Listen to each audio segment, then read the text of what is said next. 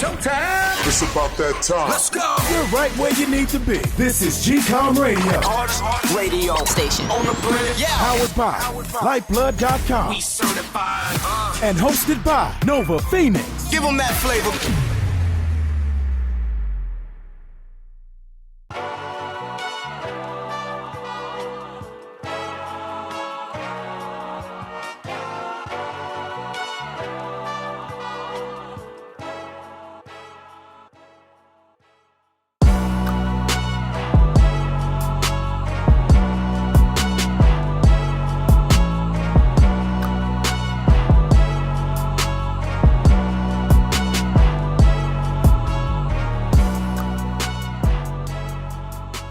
All right, folks. All right. Yeah. All right. I am here for another show. Oh, man, I'm here for another show. How has everybody been? As always, I open it up asking you guys your well-being because I'm that nice of a guy. All right. We got the show on and cracking for another week, man. As always, my week has been all right. Just steady grinding it out and doing what I got to do. The days in, good. The days come in, the days go out. We are coming to the end of summer. The summer is over. The weather is already changing. The humidity is still in the air, without a doubt. I sweat easily. I'm a big guy. I'm a husky guy. I sweat easily. Even though the summer's over, the humidity is ramping down, but there's still humidity. And but yeah, the summer's pretty much over, man. It usually goes when Labor Day passes. It gets cool, and it's getting cool already. The temperature is starting to kind of, like, as I said, to taper off. Supposedly we're supposed to have a heavy winter in New York. Who knows how that's going to go? But, let's get right to the show, man. I just want to get some things off my chest that's been happening. So let's get the show rocking on and rolling, man. I'm your host, Nova Phoenix, on GCOM Radio, on iHeartRadio. And our first topic, before we get into the first topic of the show, I'd like to shout out Serena Williams. She, the other day, had a new baby girl. Had no idea she was pregnant. It just came out of nowhere. I think I saw on IG. I was like, oh, snap, she's having a second. Well, this time it's a new baby girl. The name of the child is Adira River Ohanian. Of course, she's married to Alexis Ohanian, I think a previous owner of Reddit, I believe. But yeah, it's a beautiful thing that she had another baby. Always here to celebrate life. So yeah, big shout out to Serena Williams and Alexis Ohanian for the second one. So let's see if she's gonna have a third. I don't see. I think this is it for Serena. I don't think she's gonna plan on having a third or fourth. So I think this is pretty much it. So yeah, man. Again, big shout out. Also, the other day, August 28th, was a special day. 60 years ago, that day, there was a march on Washington with Martin Luther King Jr., where he spoke his "I Have a Dream" speech. It was a beautiful moment where people across racial lines and backgrounds were protesting against the racial injustice that was happening at the time. And the interesting thing is, reading up on that story, that "I Have a Dream" speech was totally off cuff. He had a written speech that he was going to orate that day by the Reflecting Pool, I believe the name of it is called.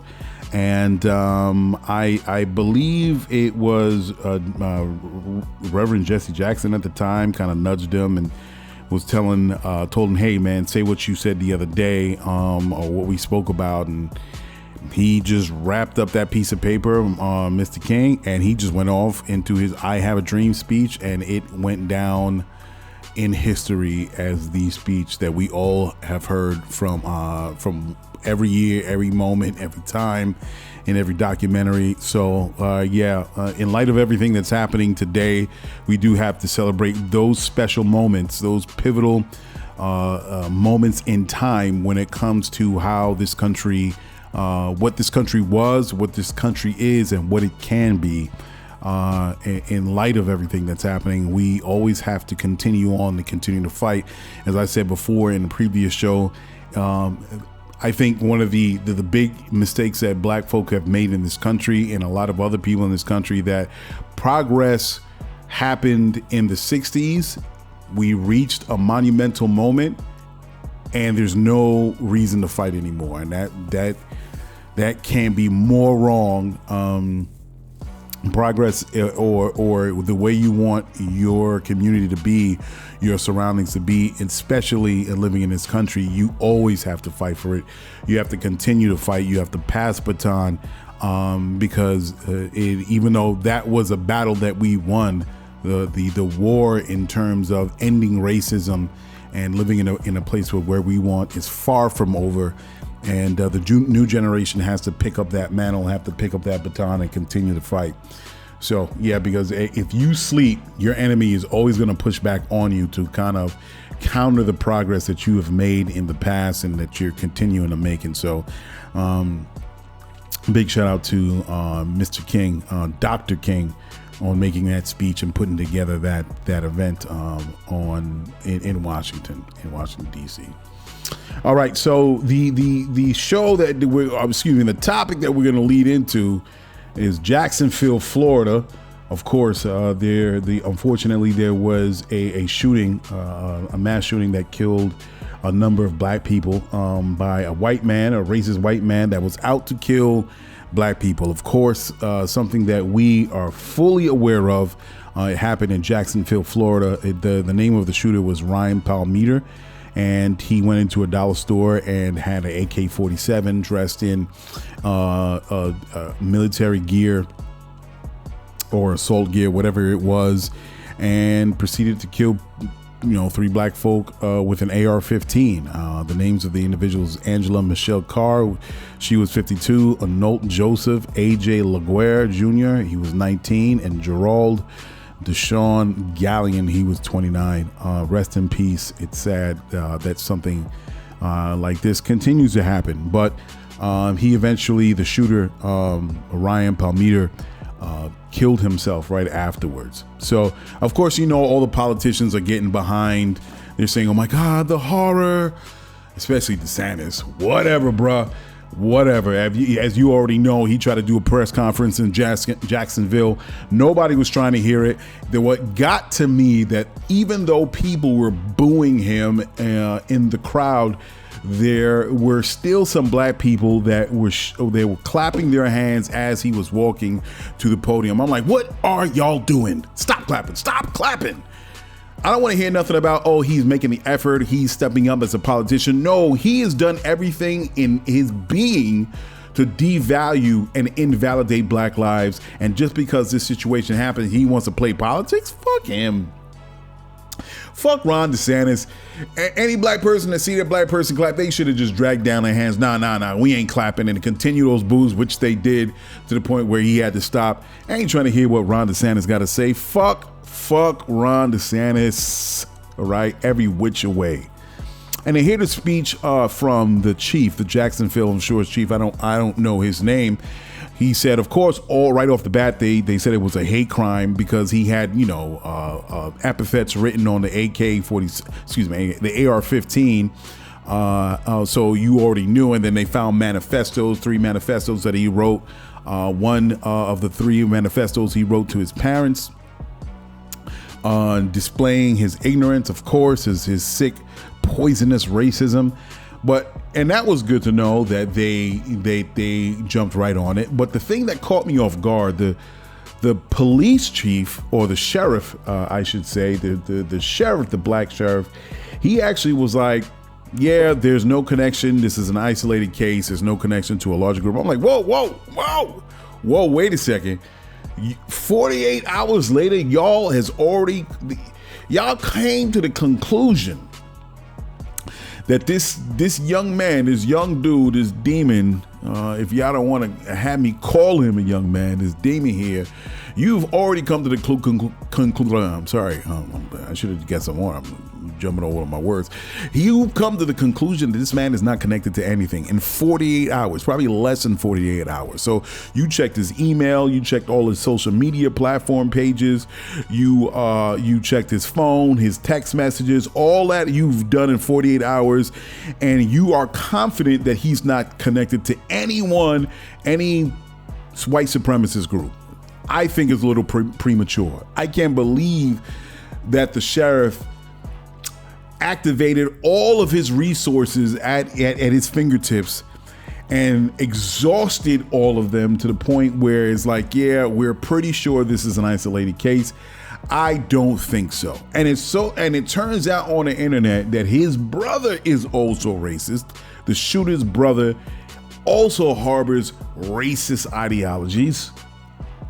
And you mean to tell me that he's not connected to someone? Now, if this was 3 months down the line and they did everything that they had to do, then I'm like, okay, ample time to figure that out. But less than 48 hours? This is an isolated case. No Proud Boys, no KKK, none of the groups that are the Patriot Front, none of the groups he's connected to in any way in all the years that he's been on this planet. I disagree with that. I disagree. And of course, VivekRamaswamy, or let's say Ramaswamy, is that his name? I don't really care what he says anymore because we already know this guy is an opportunist. He's a grifter and he's looking to get the bag once he gets in. But he was on, actually, when he was on Power 105 and Charlamagne the God was interviewing him on the show. And then you had Tesla Figueroa. Shout out to Tesla Figueroa. She was giving him the business. She actually shared on Twitter where she pulled out the receipts that this dude was actually on the show a long time ago. And he actually, I think it was 19. And he was actually asking, let me see if I can see here. It was, I'm actually playing it right now.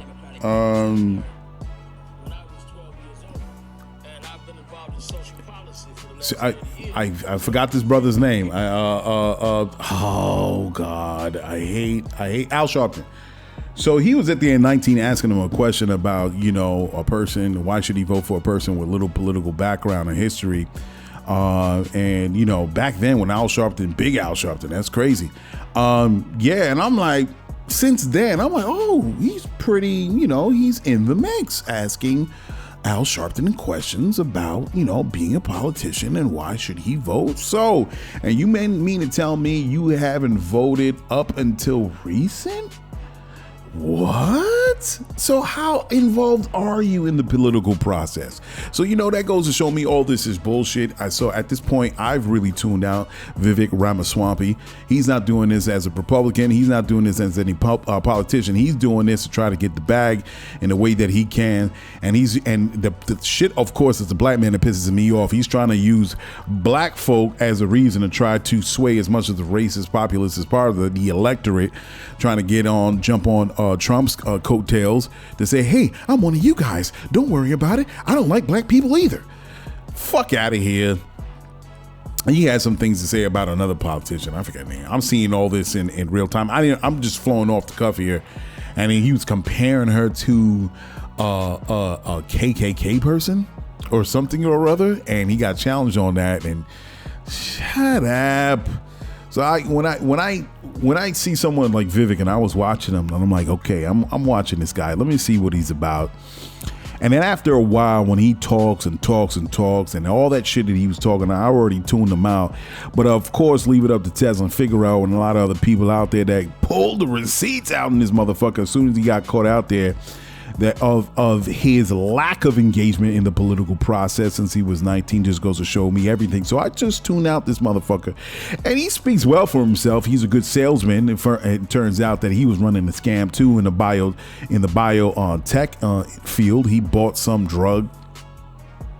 He used to run in a hedge fund firm, and then he got into the biotech field or biomedical field, whatever, the pharmaceutical industry, and he bought a drug, and it was supposed to help, I guess, Alzheimer's or something like that. That was in the video that Tez shared, and it turned out that this guy bought the drug, and it was selling for cheap. I forgot what drug company was selling it. It doesn't really matter. The fact of the matter is that he bought this drug for cheap. It was on a fire sale because it failed its test run. I think it's second or third. It wasn't really effective drug. So they said, you know what, we're just going to sell a license to this thing, whatever. He came around, he bought the thing. His mother was actually a doctor, I guess a research doctor or something like that in the field. She got on the board or something like that, did some crazy whatever that she did, fudged the numbers, said the drug was a miracle drug. It got out. It got the hell out. The stocks went through the roof. He's made a whole lot of money. And then when it went through his third trial to see if it was an effective drug, of course, it failed. And the stock went from whatever it was at this top, I think $50, and it went down to 90 cents or 50 cents or something like that. Of course, I'm sure he probably got the money out of that old pump and dump. And so the funny thing is, a lot of the Web3 haters were saying cryptocurrency and stable coins and Ethereum and Bitcoin and Solana and this whole Web3 market is it's a big Ponzi scheme and it's all about pump and dumps. And here we go. Ramaswamy did the same thing in the economic system that we're in currently. Wait a second. But I don't see nobody running to the hills from the dollar. Nobody's trying to invalidate the dollar. Nobody's going on the show doing a whole press run saying, oh my God, we got to leave the dollar. Nobody's doing that. But he did the same thing. So I don't want to hear any of that bullshit as far as, oh my God, it's an invalid or it's not a proven system. No, it's not the fact of the tech. It's the people that are in it. It's the Do Kwons, is the what's his name, Sam Bankman-Fried, SBF, is all the other people that ran up in the cryptocurrency and pulled their scams and did their rug pulls and did their pump and dumps and did every little thing that they could do to squeeze money out and run for the hills with the bag. That's the problem. People are greedy. People are greedy. And if you don't have controls in place, unfortunately, people will always fall to their greed. They're not victims. They know exactly what they're doing. So yeah, I do believe in regulation to a point. I don't have an issue with that. As we are seeing everything with SEC and Gary Gensler and BlackRock and Grayscale and all these other companies that are trying to do what they can with Bitcoin. I do. Just show a roadmap. Give people something so they can know how they can actually submit their own applications to run their stablecoin. But now, of course, we know that's a little bullshit. They're trying to take control of it. But here we go. And that's what I'm tired of, of Vivek. And you know what? Vivek is just an example. I'm just tired of the whole thing. If anybody saw the Republican convention or whatever they was talking about, it's the same old. I'm an old fart. I've seen it on the Democratic side. I've seen it on the Republican side, and they all say the same thing. They all get shoveled the same questions to these politicians, and they all answer in the same way. And you think people are fucking stupid. And I didn't even watch it because, I could have done that, and I could have gave you guys a rundown for those that didn't watch it because they're busy in their lives trying to put two pennies together. But because I was like, why am I going to watch something is going to be nothing but bullshit? And everybody's doing the same. Oh, Chris Christie. You guy. And at the very least, I could say it was funny and amusing and entertainment, but not right now in the current situation that everybody is feeling right now when it comes to food, when it comes to rent, when it comes to their mortgage, not getting paid right, strikes, unions kind of stepping up and saying, no, you got to pay me right. Everything that's happening, people talking about their stories, what's happening in Hawaii. I'm just not in the mood for a chuckle because that's just the thing to do. And I want to make politics fun and have you pass your time giggling and smirking about all those little jokes going on there. I don't want to do that, man. It's no time for that. People don't have time for that because they're trying to figure out how they're going to pay for their kids' medical bills.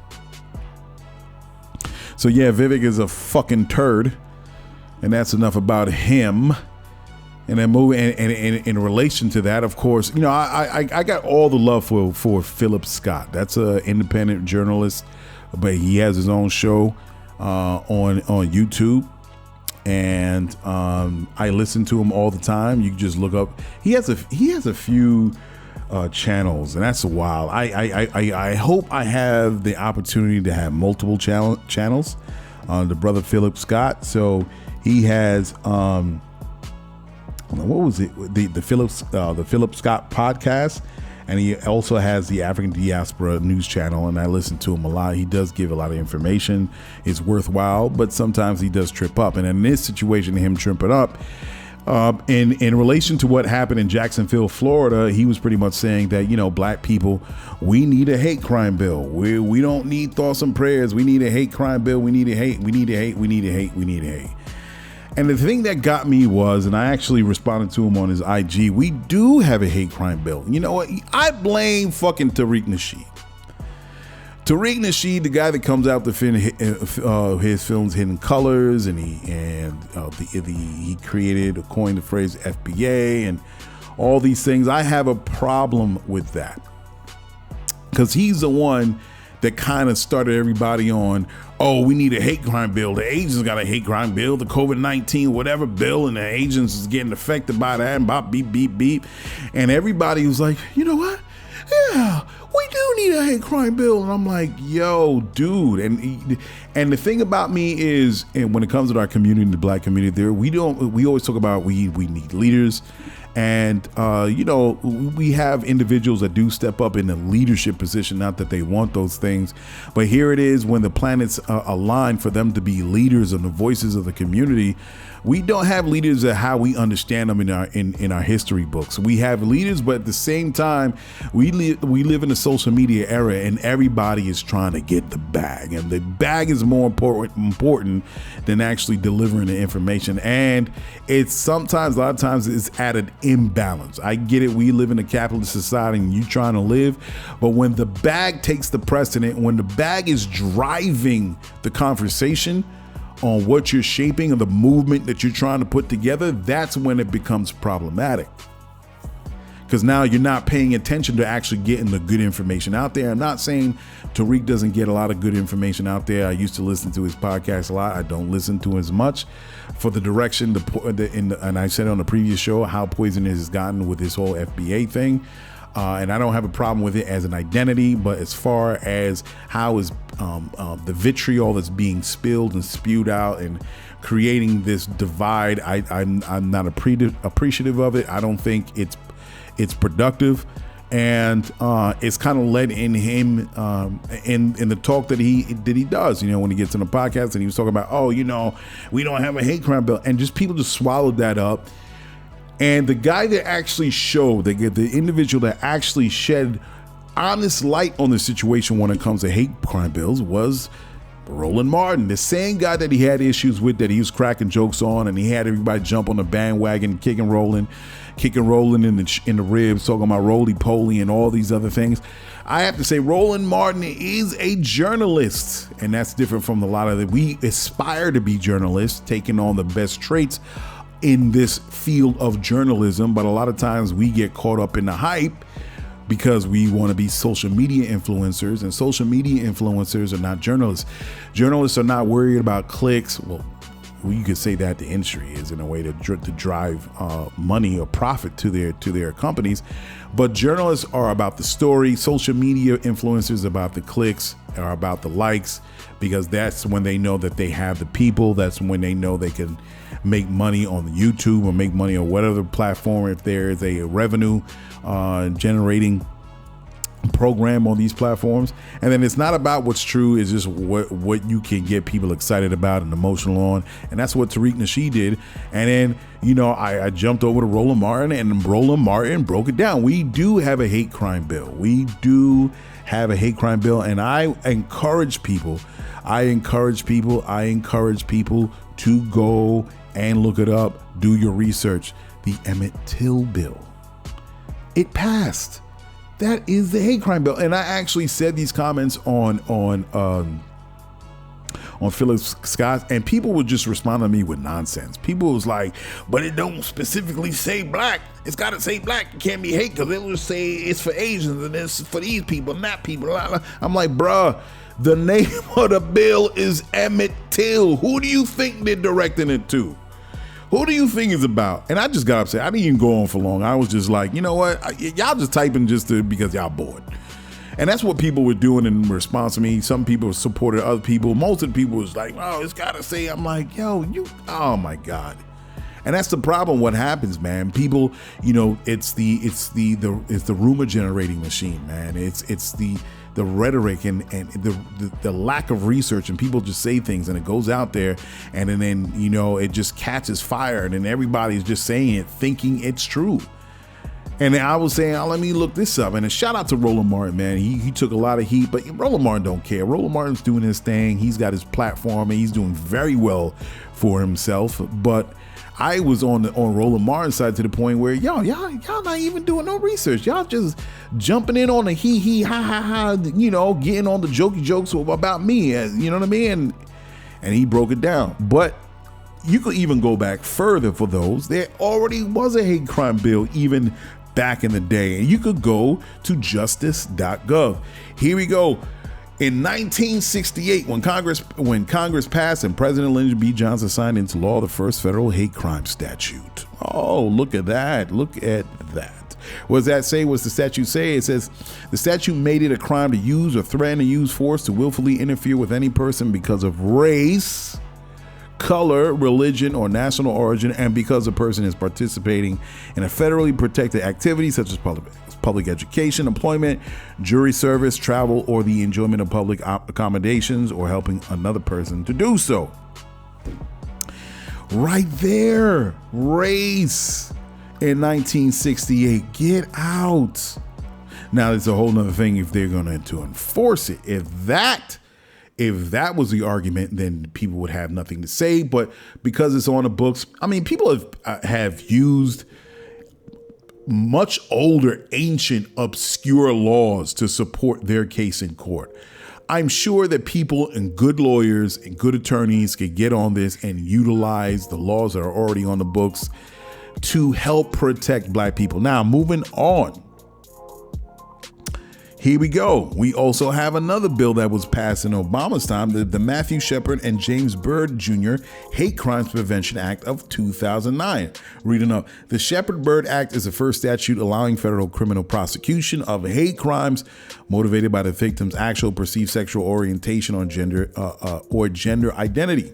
The act makes it a federal crime to willfully cause bodily injury or attempt to do so using a dangerous weapon because of the victim's actual or perceived race, actual or perceived race,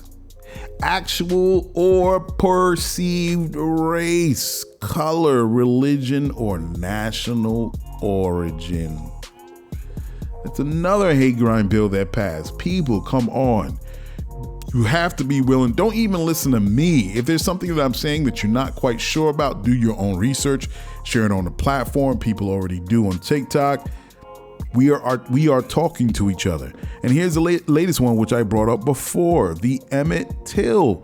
It passed in, let me see here, the Emmett Till Anti-Lynching Act. And the guy was like, oh, it says lynching, so it doesn't. I'm like, yo, bruh.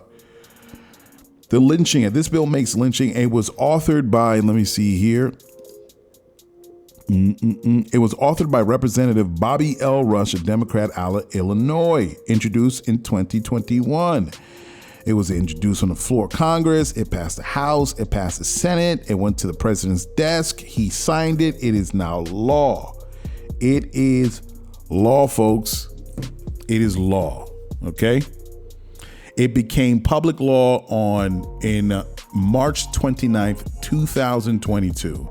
And the bill specifically states it imposes criminal penalties, a fine, a prison term of up to 30 years or both on an individual who conspires to commit a hate crime offense that results in death or serious bodily injury, or that includes kidnapping or an attempt to kidnap, aggravated sexual abuse, or an attempt to commit aggravated sexual abuse, or an attempt to kill. This you can find on congress.gov. You could go and check out the history of the hate crime bills on justice.gov. You could go there, or you could go to congress.gov and look up the Emmett Till Anti-Lynching Act. We do have hate crime bills. All we have to do is get the right lawyers with the drive and the tenacity and the know-how to push and utilize these bills. They're on the books. They're on the books. So please, I don't want to hear anybody else say we don't have a hate crime bill. Asians got a hate crime bill. And then even in that act, the anti-lynching hate crime bill, it's not just for Asians, but also they expanded it to other races. Let me see, the COVID-19 bill. And Asian, let me see, anti-hate bill. Let me see, Biden signs. Let me get this information here. Boop. Let me see if I could go to congress.gov. Let's see here. Of course, it's primarily because as it was shown on the news that a lot of Asians were getting targeted because people were saying that COVID-19, they were blaming Asians for the COVID-19 bill. I mean, the COVID-19 spreading from China. So they were targeting Asians right here. I'm just trying to get the language.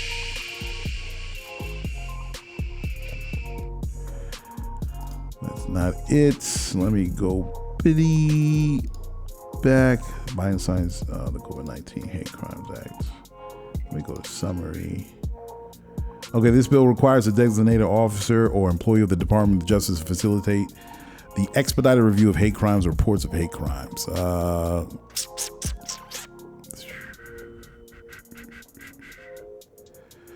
Oh, well, it says the bill establishes grants for states to create state-run hate crime reporting hotlines. It also authorizes grants for states and local governments to implement the National Incident-Based Reporting System and to conduct law enforcement activities or crime reduction programs to prevent, address, or respond to hate crimes. It doesn't say Asian.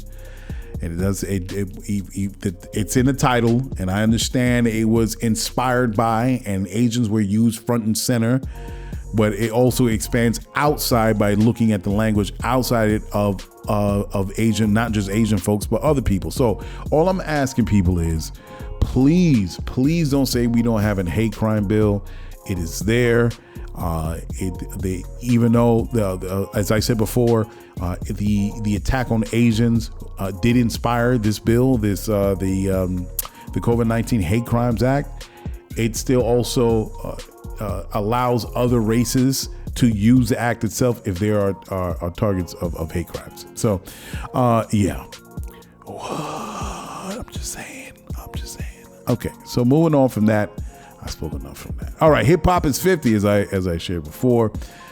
So Professor Karen Hunter had issues with a particular interview that happened on Drink Champs. Irv Gotti was on Drink Champs, and he was talking reckless, and he was talking about a time where Cass was chilling and in the studio, and it was like, and Irv Gotti was like, yo, you know what I mean? Yo, we should just go in the hood. He was in Baltimore somewhere. They were going to do a show. He said, we should go in the hood, get a Lambo, get a Ferrari, whatever fancy cars, foreigns they were talking about. And we should just post up and eat fried chicken. And Nas wasn't with that, because Nas was like, yeah, I don't know, we should do this. Of course, everybody had issues with Irv Gotti. I spoke about that many a times before, that Irv was talking reckless. But I think it's time. Look, I'm not expecting people to all of a sudden, christen his music and it turns to all good. I'm not saying that. And it's never going to be that. The musical art form is never one thing. It is everything, or whatever it is you want it to be. But I think it's important that people that have created the music take the responsibility to understand what that means. And I said it on the show previously, that if it is a culture that we are talking about, that hip hop is the culture and everything that it is. And we are the originators of this art form that has become a global force. And Black folk has created an identity to a certain degree through the music of hip hop. It is 50 years old. It is time to expand that beyond what is just music. But the unfortunate thing is, I got to be real. There are a lot of people in this new gen, even the OGs, treat this music like it's getting the bag. And a lot of times they use this phrase hip hop culture, and they're just saying it in front of the camera because it sounds good. It is a culture without a doubt because black people created it. But in their everyday actions, they're just using it as getting the bag. That's what they're doing. I mean, it's got bad because in Hip Hop 50, even Jermaine Dupri from So Def, everybody knows Jermaine Dupri. He actually said, and they caught it online, they were saying that, Jermaine Dupri quoting him, yo, how come nobody did a Hip Hop 50 in Atlanta? I don't know, Jermaine. How come nobody did a Hip Hop 50 in Atlanta? Maybe you should have done it.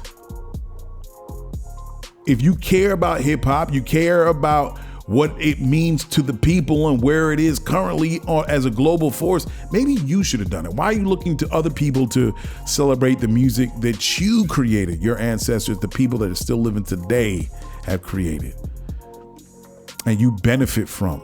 How come you didn't do it?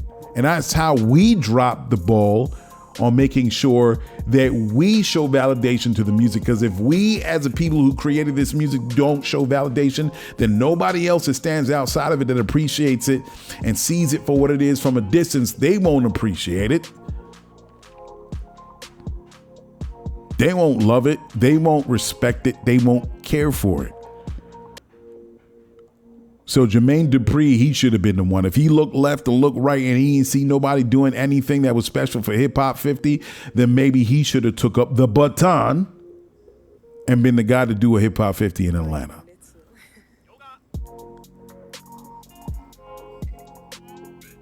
And unfortunately, we got to not just, how Jermaine Dupri dropped the ball. And we got Irv Gotti coming up on Drink Champs talking crazy. We also got a lot of other people that's participating in the hip hop right there shouldn't be in hip hop right now. And they're making good money. As I always said, Doja Cat. She looks like us, but I don't think she's quite us. And I've said this before on the show, that she's making it a bag. And there are people that are of this culture in it, as I said with these other examples. You got some new gen people that really don't give a fuck, that don't understand it. You got Sexy Red. And you got Sukiyana making whole music. And I know you guys gonna get at me, oh, that's that patriarchy. I can hear it coming on now. It's ready to come out in full swing. No, I'm not saying that. I know we had questionable songs. Man, I was born into this music. I knew the troublesome songs that we had, and I didn't understand because I was young. I was just trying to enjoy the moment. I understand we had Kaya with My Neck and My Back. I understand Uncle Luke, and you had Conscious Lee. Conscious Lee, of course, everybody knows Conscious Lee. He's a brother that drops the knowledge on a lot of situations, that cultural events that take place on his TikTok, on Twitter and everything like that. But even he mouthed the words, and I knew it was coming, the whataboutisms. Well, you can't talk about Sukiyana, and you can't talk about Sexy Red, and we had all this other music that was done by men. I was like, I knew it, because I've seen it before being in these circles. Being the conscious circles. I've seen the whataboutisms. I've heard that argument before. Well, men be doing it all the time. All of a sudden now women want to talk about their pussies and be free and drop a 16 all about the pussy. All of a sudden we got a problem with that patriarchy. No, I'm not talking about that. As I said, we did that before with Kaya, My Neck and My Back. Let's even go back to Akinelli with Put It In Your Mouth. Put it in your mouth, in your motherfucking mouth. Yeah, Akinelli, he did that back in the day in the early 90s. It was a very graphic song. I knew it was graphic, but I got off on it that even the older generation was like, oh my God. And you had, who was the congresswoman that had issues with NWA? Let me see, NWA, congresswoman. I think it was Madam... CDs. Let me see if at the time, I can't remember the congresswoman that had issues at the time. I remember that NWA was at its height, and you had a congresswoman that didn't like NWA. Let me see, didn't like Oh, NWA. Let me see here. I thought I could do a quick Googles. Oh yeah, she was from a Democrat. Let me see. This is talking about NWA, their past. Fuck the police and the FBI got involved. I'm just scanning through this thing, see if I could find it was a black congresswoman that were protesting because even, and as I said, it's not like all black people agrees with everything that other black people do. They're posing an argument and saying, nah, we don't agree with that. We don't think that represents us in the best light. And she said it. The point is what I'm trying to make. I can't find this. So the point is what I'm trying to make is that, we've had the raunchy discussing the sexually explicit songs in the past. But what I was saying is that we did that already.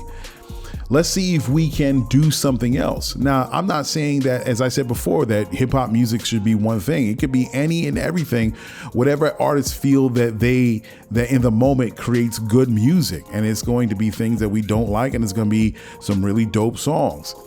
But when you have the radio stations are inundated with hoe music, and that's all you have, the Sukianas, and you got the Sexy Reds, and then all of a sudden, of course, it was at the time Lil' Kim set the blueprint. But then you have Megan Thee Stallion, and you got what's the other name? I can't remember her name. I'm telling my age right now. I'm trying to drop all this thing.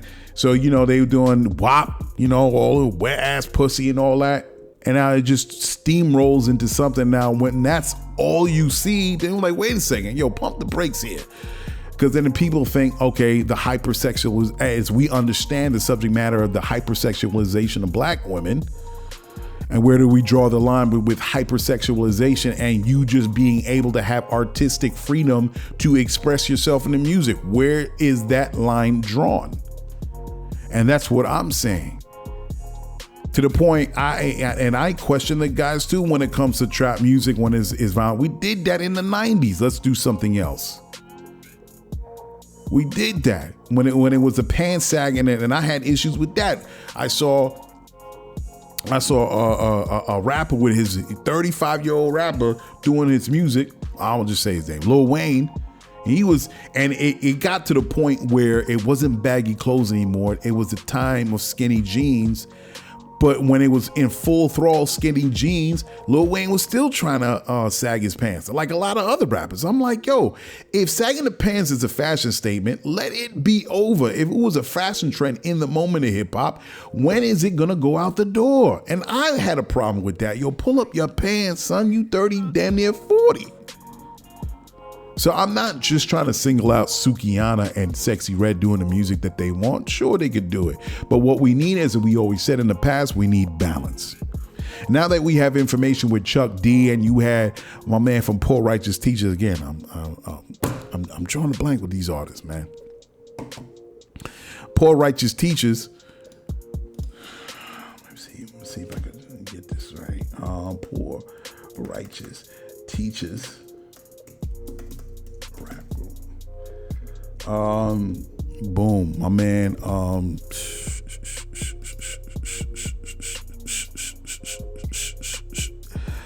Da da da da da da da. Can't remember the names of these rappers. I can't remember.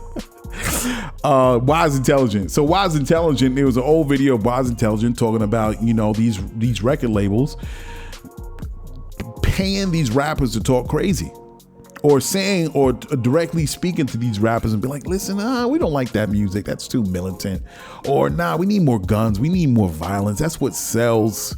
The video is out there. We have Chuck D talking about how the same thing. The video is out there.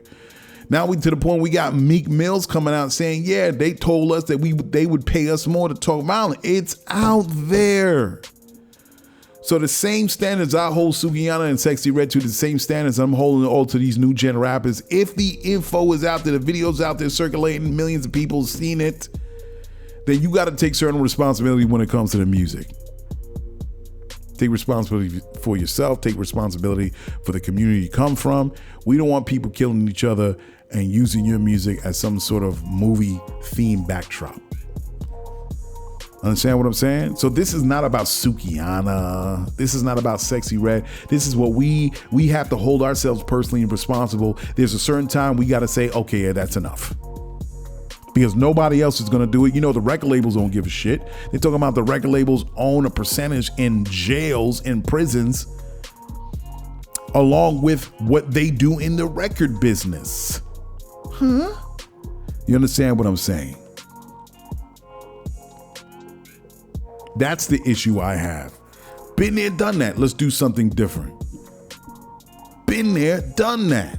We heard that song. And that's when you hear nothing but, that's when it's a problem. When you have whole music really being the sound of the black female rappers today and nothing else is getting in, that's when I have a problem. And that's what we have to do as people, that the creators of this music art form, and carrying it along, being the cultural force that we are, not just the music. That we're driving American culture around the world. We also got to take some responsibility for what we do and what we put out there. That's all I'm saying. Hip hop is 50. Hip hop needs to grow up. Hip hop needs to mature. And for the folks, and that's why I get mad, and not just the rappers, but I get mad at the OGs. I'm just as critical to the OGs, because y'all is supposed to be running these record labels now. Y'all supposed to be running your own businesses. I know in the time of YouTube that, you know, people are doing their own thing, but at least you can, I don't know, be one of the gatekeepers. They're going to still sign with record labels, these new artists? Sure, they would. They would do that. But if we could give them a better option other than signing with these labels, what are y'all doing?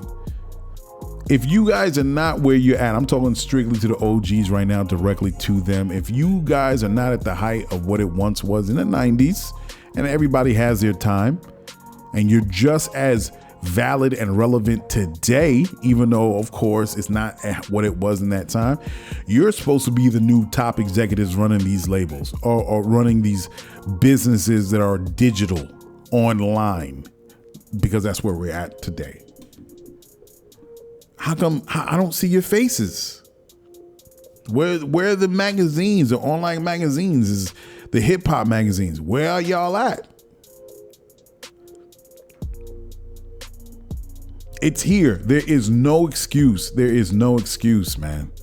There is no excuse. I was just finished watching a Roland Martin show. It was an episode from 2 weeks ago, and he was talking about how cable channels, all the major firms, Disney, Paramount, Discovery, Warner Brothers, all of them are losing subscribership as far in terms of cable. They're losing viewers because the new attention is online. The new TV is your phones. The new TV is your iPads. It's the internet now. People are cutting the cords, and they continue to cut in the cords. And the trend is cable television is dead. And it was a larger conversation about as far as what was going on with the selling of BET and how that was a whole bullshit. And you know, he had issues with the Shade Room and all these IG platforms. And it's a larger conversation, man. So if that's the trend, then there's no excuse. And I'm talking directly to the OGs. If that is the trend, and the trend is going towards online, digital, then there's no reason why you cannot start from where you're at. You don't need a whole lot of money.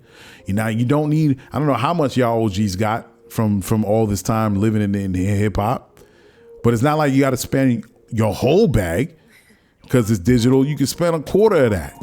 And you can get a quarter of that 100,000 and you go and get a loan from the bank and you can start your own platform. It's just all about consistency. Where y'all at?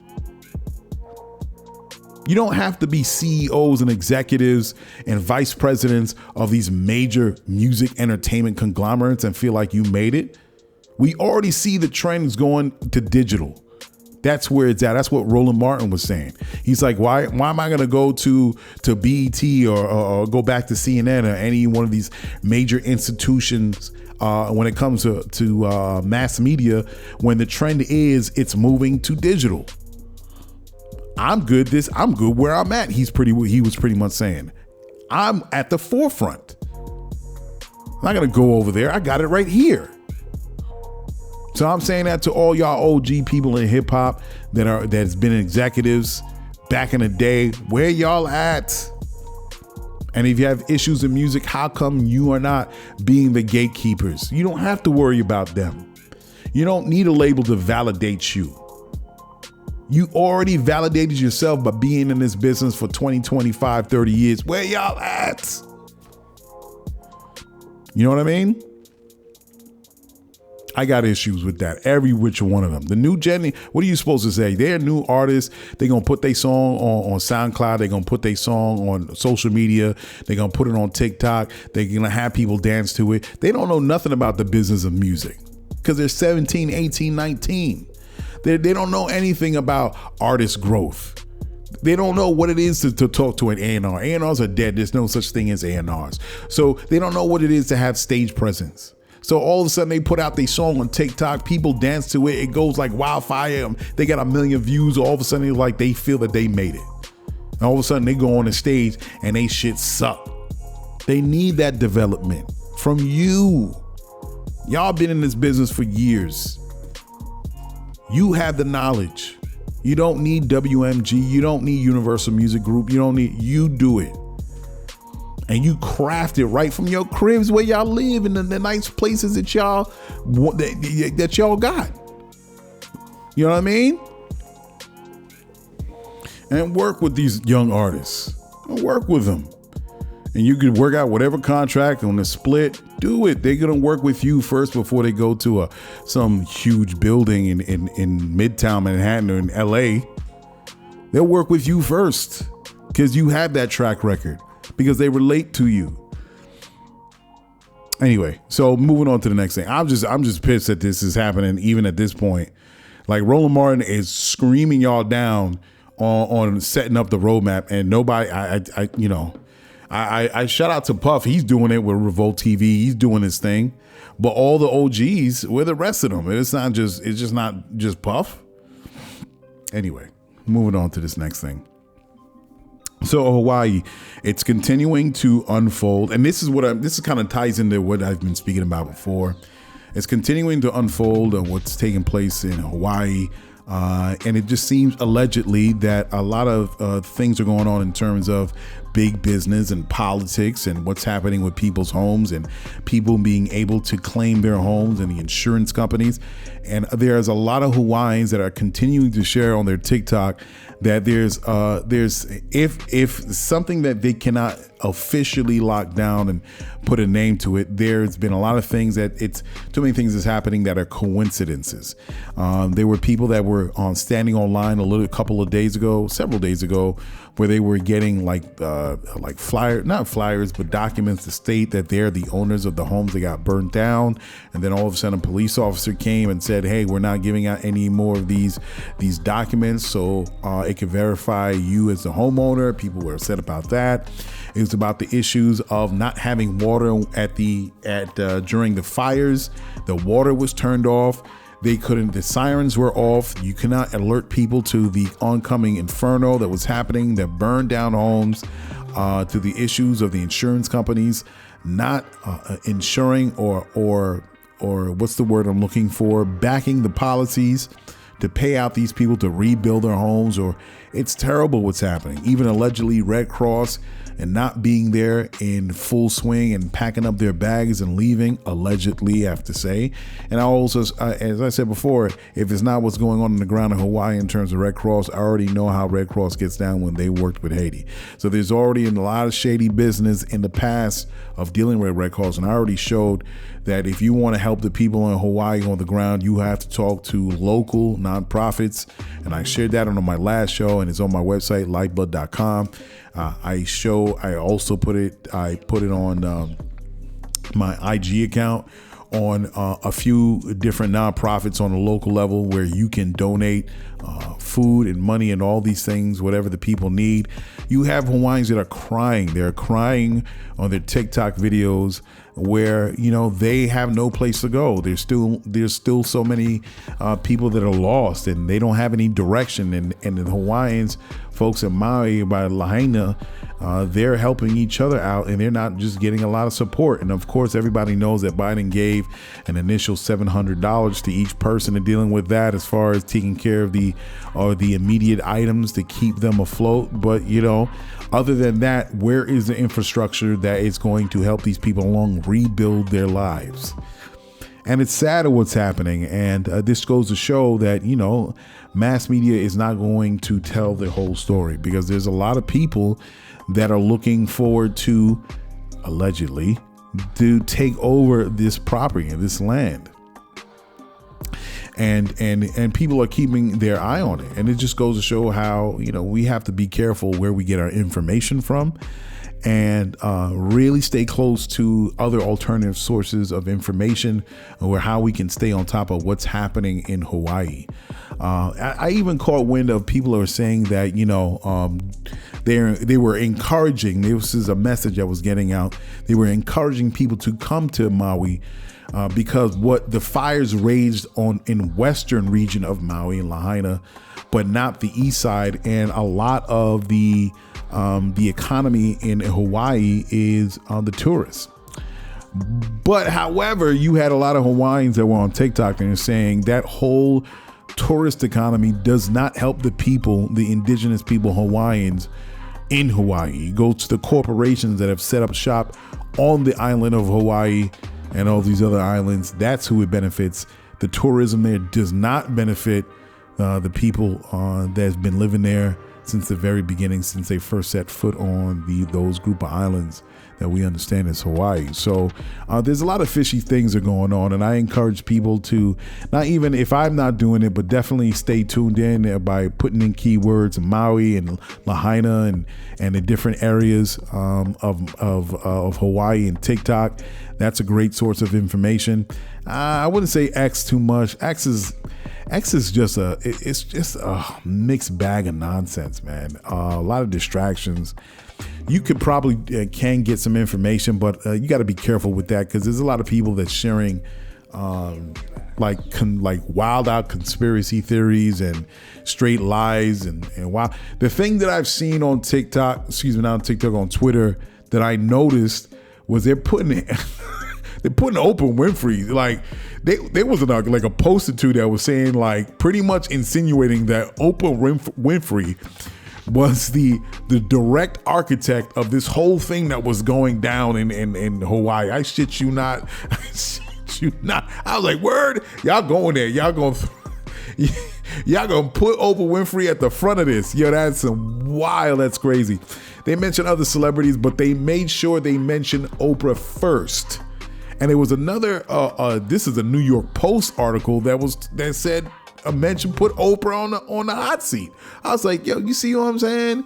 Like, you think that Oprah already got her a Negro wake-up call when she went to France or somewhere, when she walked into a store and they didn't want to serve her. And it was like, yo, why would I be in this high-ass end goddamn store in a nice part of France if I couldn't afford the shit you selling?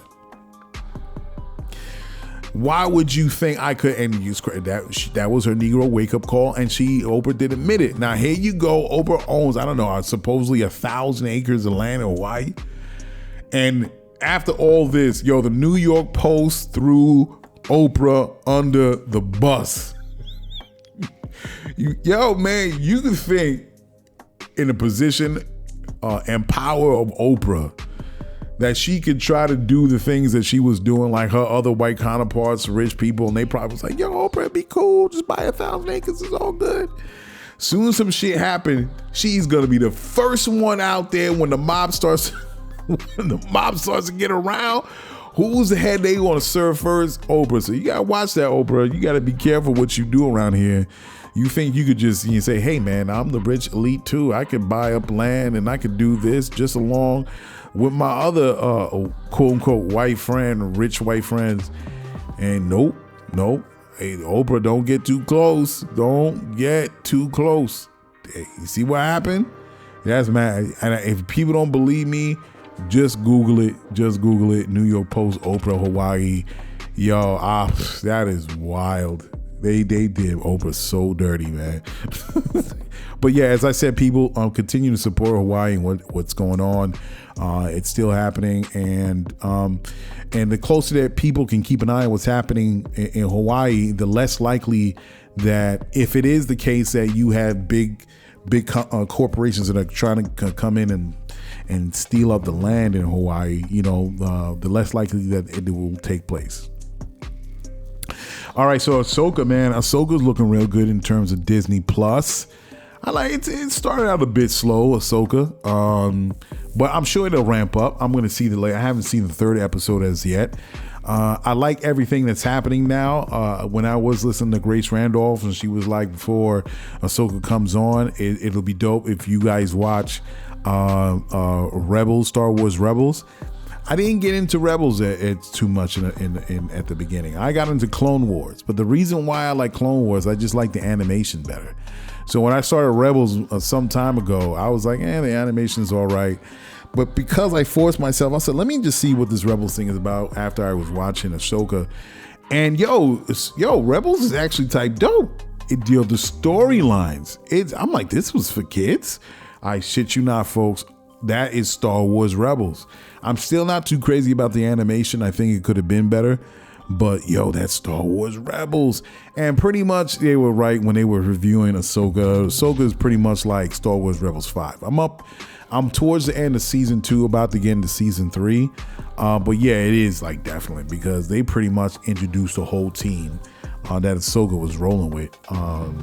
But it's going to be interesting how it plays out. I think in my critique, I think they could have done better with the lightsaber scenes. That's just me. I think the best lightsaber scene that I've ever seen was the battle with young Obi-Wan Kenobi with Qui-Gon Jinn when they were fighting Darth Maul. I thought that was an excellently executed lightsaber scene. There was nothing like it. I still like any lightsaber scene because I'm a Star Wars fan, but that one I was like, yeah, they put in work on that one. So I hold the bar high when it comes to Star Wars and lightsaber scenes. But this one was it was okay. It was okay. So I'm not knocking it too much like a lot of these people that's on there online on YouTube. But I'm enjoying it. My other critique, I think she just I'm so used to the Ahsoka and Clone Wars and Rebels. It's a different person giving a different vibe to Ahsoka, and Rosario is given more of a like an elder statesman Jedi, kind of calm, collected in the moment, and it may be miscommunicated as her just being too flat. But Ahsoka is an OG at this point. And, at this point, she's like a full-fledged Jedi master. But, she's no longer a Jedi. She left the whole order. But, I'll just look forward to seeing how it goes. I'm with it. Speaking of Star Wars inspiration, have any of y'all seen that Zack Snyder Rebel Moon? That joint is fire. I hope the trailer is, I hope the show is as good as the trailer, because that trailer is off the chain. I'm telling you, folks. That Zack Snyder, and in the middle of me watching that trailer of Rebel Moon, I was thinking, WB fucked up. Because all I was thinking is like, this could have been JL2.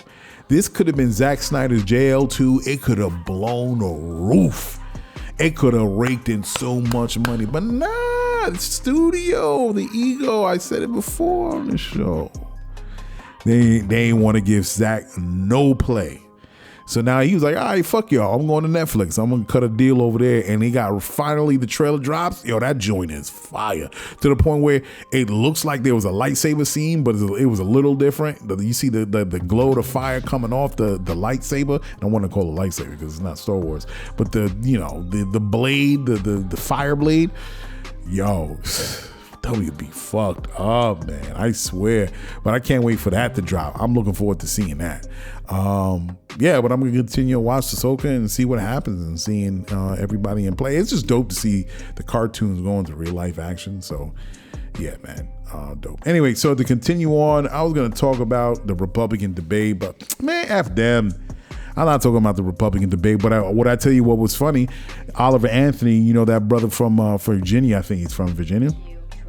He did that song called Richmond of North of Richmond. And he was just in the song was talking about, you know, poor folk, working class folk trying to get by and tired of these fat cats eating very well. The Republican Party was trying to use that song as a part of their whole event. I'm like, what? That's yo, you could pretty much bet that when you see some things like that's a movement, something that really sets the mood when it comes to music, or an individual that captures the attention of the American people or whatever's going on, you could pretty much bet that the establishment will try to co-opt it. He said, yeah, he's on our side. And he was like, Oliver Anthony came out later. He's like, yeah, he was in his car. People probably seen him sitting in his truck. And he was just, matter of fact, he's like, you know what? That song was about them. I don't know why. I don't know why they're playing it, because, you know, the Republicans are trying to make him a conservative, and so the liberals are trying to make him left wing. He's like, nah, this is about the class issue. This is about y'all. So yeah, man. Shout out to Oliver Anthony, man. It's really dope. I really feel that song. A lot of Americans feel the song that he was given, and it fits the time, man. I just want hip hop to kind of catch up to that, man. And I'm looking forward to hearing more from him, to see what he got in the bag. He came out with another song. I didn't quite listen to it as yet, but I'm sure it's going to hit along the same lines. But yeah, man, shout out to Oliver Anthony, really, you know, being there in the moment. That's how these things happen, in these cultural moments, man, where everybody's really talking about it, and on social media, and the word is spreading, and people feeling the same pain and hurt and struggle. And then this guy a person comes out with a song that just, it hits right. It hits right on how everybody's feeling, man. So yeah, dope, man. Shout out to Oliver Anthony, man. He ain't going nowhere. This guy it just fits so right, and I can't wait to hear what else he got that's gonna fit for the moment. So, you know, I don't know his political beliefs, but the song worked. And there was a video collage that came out where different people were listening to it, white, black, men, women, everybody, and they were pretty much, you know, really affected by the song. Some people were drawing tears. So that's how deep this song fits for how Americans are feeling right now. Twitter, as I said, yo, you know what? Twitter trash, man. Twitter X, whatever you want to call it, formerly known as. Yo, I tell you, boy, I was looking at online and on Twitter, as I always do. You know, by the way, I did get the blue check. I got the blue check. I heard that, you know, you get a bigger reach, and, you know, I want to see what this whole thing is about. And you're going to probably be like, yo, weren't you like shitting on Elon Musk? And you went, yeah, I was. Yeah. But sometimes you got to be able to separate business from the emotion. And if there's something that's going to forward the brand as far as GCOM Radio and Lyfeblood, I mean, why wouldn't I do it? And if it doesn't work, I'll just cancel it. I'll push it to the wayside, you know, leave it to the wayside, and it is what it is. But I said, let me just try it for a month or two and see if it does anything to for my reach and getting out there. Because at the end of the day, it's about, you know, having my voice reach you guys and getting it out to new ears, and hopefully I can build my community from there. And you guys can smash the subscribe button on my YouTube. You know what I mean? But yo, all in a while of that, you know, being on Twitter and checking it out, it's just a shit show of, all you see is crime after crime after crime, and you see stick ups, you see robberies, store flash mobs in counties in California and down south, and I'm like, sometimes it is real, and other times I'm like, is this really real? I mean, it's just so convenient. Like, how are people catching crimes in the moment, like, and talking about it? You know, they're narrating the damn crime, and they just so happen to be ready, and the dude don't care and is committing the crime right in front of them, like literally committing murder. I'm like, I don't understand. I'm being extravagant for that. But, mostly robberies I've seen. But yeah, seeing these flash mobs and, as I said, people getting robbed and, wild, crazy shit. So one of the tweets that came was from this guy named David Canepa, and I saw his Twitter profile, and he was a former mayor. I don't know what county he was from, but he got on camera, and the person behind the camera was asking, "What do you think about this?" Of course, talking about all these robberies and the lawlessness that's happening in that particular county in LA or wherever he was coming from. And he was like, "We got to do something about this. This is crazy." And he doesn't really say it word for word. He doesn't really say what needs. He just says, "Hey, we need to do something. Enough is enough. And we got to do something about this." And I'm watching this because I'm waiting, because I've heard this rhetoric before. I'm an old fogey, and I've seen it many times before, politicians talking about it. And he didn't really say it, but I knew what he was alluding to. And I just responded on his comment, on his tweet, and I was like, "So what do you want? More cops, more jails, more cops, more jails," all in capital letters now. More cops, more jails. I hear this all before. It's the same rhetoric. And it is the same rhetoric. My thing is that nobody asks why. Why are people committing crimes? The only thing that people can say is, "I'm upset this is happening. This is going crazy. We need to do something about this." And what they're really saying is, we need police force to be an invading army to stop and to bring back law and order and safety. And what that actually means is we got to lock up black and brown people. That's what it actually means. But nobody asks the why. Nobody asks, why are these people committing crimes? Why are they doing it? Because once you can honestly ask the why, you can come up with a real solution to keep people from committing robberies and sticking up people and flash mobs and all that. Now, this to me is just in direct relation to George Floyd. That's what I feel. The nation was on fire and the world was watching when George Floyd was killed, and the protests erupted from north to south, east to west, and people were saying this needs to stop. Police aggression, police brutality, racial justice, all these things that stemmed out from the death of George Floyd. He was the face of the moment when everybody was home during COVID. And you had companies that were coming out and frantic. It was like, "Yo, you know what? We're going to do DEI. We're going to do these programs, and we're going to allocate this money because this is not right. And in remembrance of George Floyd's and end with racism." And all these companies were coming out the woodworks talking about they're going to do something about it in the way that they can. But you know what? Nothing happened. All that money, all those programs talking about DEI and racial discrimination, we're going to fix it, and this is what nothing happened. What happened to all that money that these companies said that they were going to allocate to do something for what is going on in poor communities, in particular, people that look like George Floyd? Nothing happened. It was lip service. All they were doing, they were trying to save their hides from the masses talking about, "Oh, is Coca-Cola not going to do anything about it?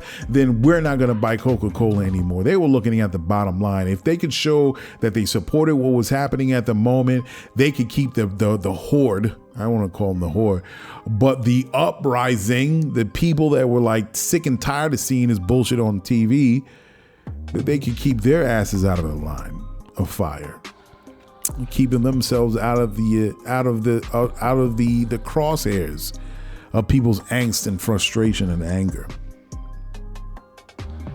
They did absolutely nothing much later. Because I always said, all right, if these companies we need a third party firm to really check up on all these companies, see if they're really putting the money where their mouth is, and nothing happened. We knew that. People knew that. And the cops came out and they were mad. I mean, certain things did change. Not everything changed for the good. Certain things they were forced. Local PDs around the country, they said, "Okay, we're going to do something about this. This is crazy."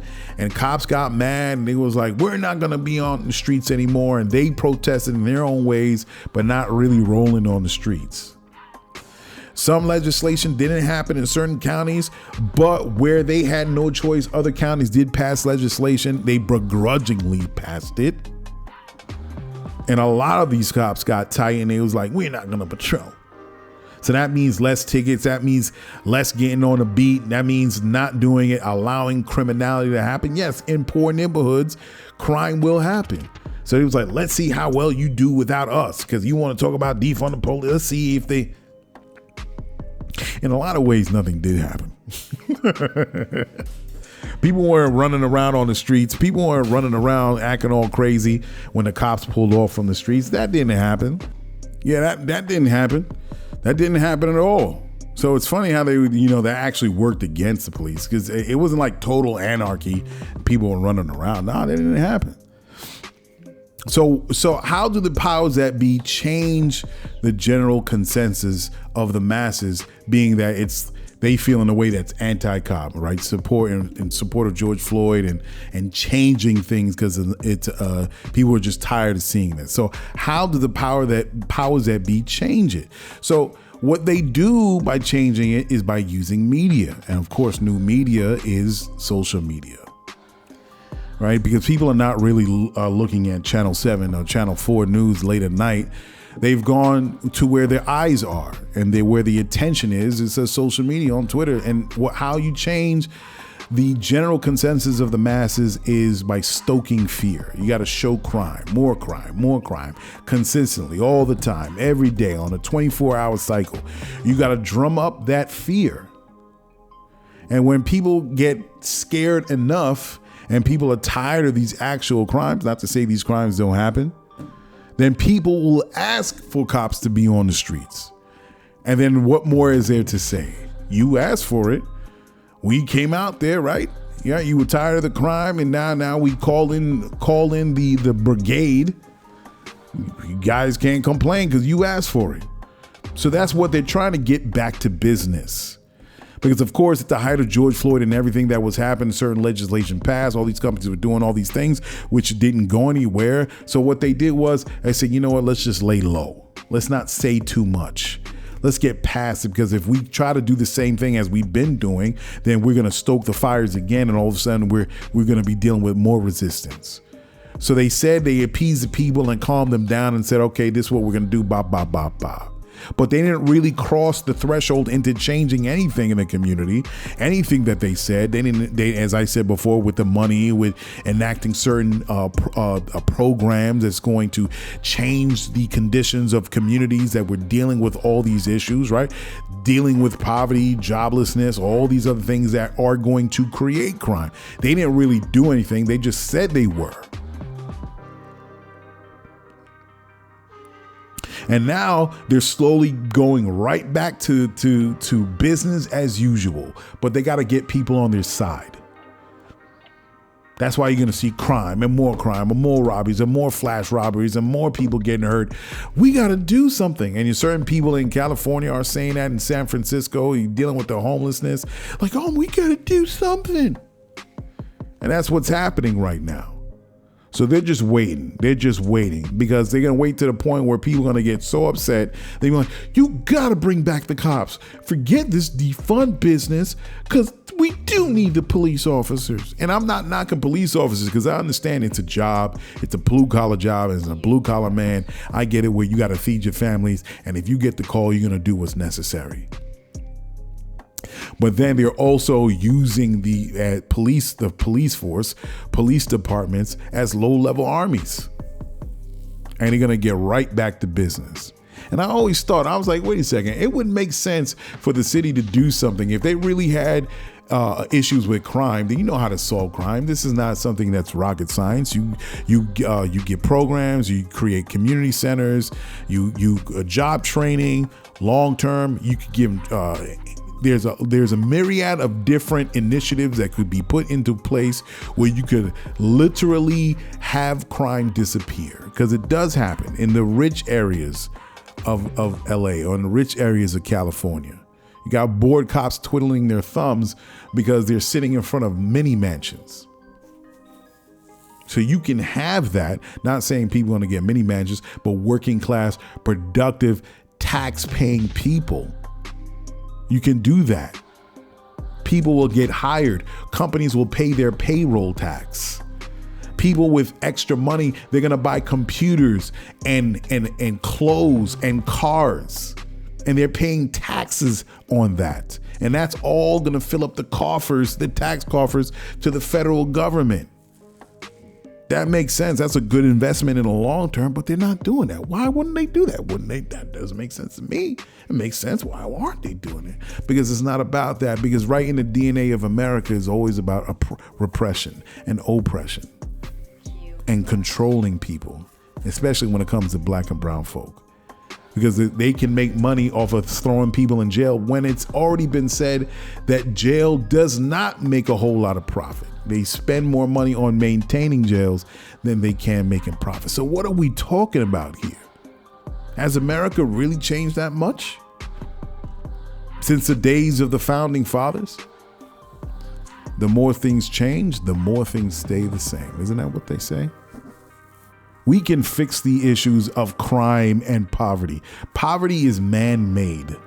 It's not something that just pops out of the air and people just pour and all of a sudden you have it. No, it's man-made, because if you take away certain things, food, clothing, and shelter, and you push people's back to the wall, what do you think people would do? They're going to do what they need to do to survive. So, I just want people to be aware of what's happening. I want people to, as they're looking at Twitter, notice what they're doing here, stoking the fears. Listen to those key words, law and order, those trigger words. We need law and order. We need to deal with this crime. We got to do something about this. And you notice they never really spell anything out, right? We got to do something about this, because the obvious answer is always more police and more jails and more jails and more police. And here we go on the hamster wheel doing the same thing. So if people really want to make change in a society, you have to sit down, ask yourself the why. Why are people committing crimes? And then when you keep on asking why, you will get to the solutions to the problems. And there are short-term problems, short-term solutions, and there are long-term solutions. Now, I'm not saying we don't need cops whatsoever. In the immediate time, as I said this on the show before, in the immediate time, you need to prevent crime. And it's a funny thing, and sometimes even cops don't even prevent crime. There was one video that was out where the dude was literally robbing a car. I saw on Twitter, and the cop car was right there with the police officers and sitting in the seats, and they ain't do jack. So it does deter crime, but in the long run, if you really want to deal with poverty, the solutions are not hard to figure out. And it's already been laid out. Just Google it. How to deal with poverty. Go to Bard. Go to ChatGPT, and ChatGPT will tell you how to deal with poverty. It's not really hard. So I see what you're doing, Twitter, Elon. I see what you're doing. It's just a circus. It's just a shit show that it's a 24-hour run where they're gonna keep on shoveling that shit down your mouth to the point where you're gonna cry for it. But you don't do that as the people that's receiving this information. You say, you know what? Instead of saying go for the obvious answers for crime or police and jails, go for people need jobs. People need training. When are you going to do that? Don't let them guide the language, guide the conversation back to the same old. You have to hit them in the head and say, you know what? I see what you're doing. You think you're slick. No, we want to do this. When are you going to institute these programs? That's what needs to be done. All right, folks, I think I'm done for the day. Yeah, please, people, do me a favor. Thanks for everybody that's following me. I really do appreciate it across the platforms. I see the follows. I see people that's reaching out on Twitter, on TikTok, definitely on my YouTube. I'm going to keep doing this thing, man, until it's, I'm as big as Joe Rogan. Bigger. So, but, I do appreciate you. Smash the like button. Smash the subscribe button on my YouTube channel. Follow me. I'm getting closer to the 200th show. And I'm glad that you guys I'm genuinely glad that you guys are on the ride with me, on this journey with me, getting where I need to go. So I'm gonna bow out. I appreciate you guys listening to me, and I'll see you on the next go round. And I'm working on the test. Yeah, the water thing. Yeah, I'm working on that. Just got to get certain things in line. All right. So I'm out of here, folks. Be good, be well, and shoot for your dreams, man. Go for your dreams. All right. Peace. Yo, check it. You just listened to GCOM Radio, powered by Lyfeblood.com. For the global community, We worldwide, baby. see you in the next go round. From right here to your town, we out.